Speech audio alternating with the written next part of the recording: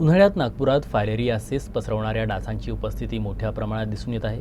मार्च महिन्यात महानगरपालिकेच्या malaria filaria विभागानं केलेल्या सर्वेक्षणात महानगरपालिकेच्या सर्व झोनमध्ये क्युलेक्स प्रकारच्या डासांची संख्या जास्त असल्याचं आढळून आलं। हे डास केवळ फायलेरियासिससाठीच नव्हे तर हत्तीरोगासारख्या आजारांसाठी देखील जबाबदार मानली जातात। नागपूर महानगरपालिका दरमहा शहरातील डासांच्या संख्येचा आढावा घेते। हिवाळ्यात स्वच्छ पाण्यात आढळणाऱ्या डेंग्यू आणि चिकनगुनिया डासांची संख्या जास्त असायची, पण आता शहरात सध्या क्युलेक्स प्रकारच्या डासांची उपस्थिती दिसून येत आहे। मार्च महिन्यात केलेल्या सर्वेक्षणात नागपूर शहरातील बहुतेक भागात हे डास 50% घनतेच्या प्रमाणात आढळले। हे डास फायलेरियासिस सारखे आजार पसरवतात। महानगरपालिकेच्या मते हा अहवाल आल्यानंतर प्रतिबंधात्मक उपाययोजना सुरू करण्यात आल्या आहे।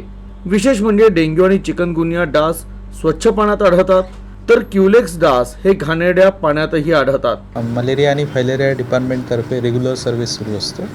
याच्यामध्ये आपल्याकडे जे इन्सेक्ट कलेक्टर असतात ते कोणत्या टाईपचे मच्छर आहेत, कोणत्या एरियामध्ये जास्त आहेत असं ते बघतात। जसं आपल्याला माहीत आहे की पावसाळ्याचा सीझन असतो, त्याच्यामध्ये एडिस डास ज्याच्यामुळे चिकनगुनिया आणि डेंग्यू होतो त्यांची डेन्सिटी खूप जास्त असते। तर सध्याच्या स्थितीमध्ये जी एडिस ची जी घनता जी आहे, क्युलेक्स आपण एडिस डेन्सिटी आपण म्हणत असतो, ती सध्या खूप कमी झालेली आहे। पण इन्व्हर्सली तुमचे जे क्युलेक्स ज्याच्यामुळे हत्तीपाय रोग होत असतो त्या डासांची घनता थोडी जास्त आहे। जरी जास्त नसली तरी पण रेंजमध्ये प्रत्येक झोनमध्ये बघावं तर 40 ते 50च्या अराऊंडमध्ये आहे, ती जास्त आहे। पण आमच्या याच्या अंतर्गत मलेरिया फायलेरिया डिपार्टमेंटतर्फे आपलं स्प्रेइंग, तर हँड फॉगिंग आणि हाऊस टू हाऊस सर्वेद्वारे जिथे ब्रीडिंग जास्त होत आहे तिथे पण बघण्यात येत आहे।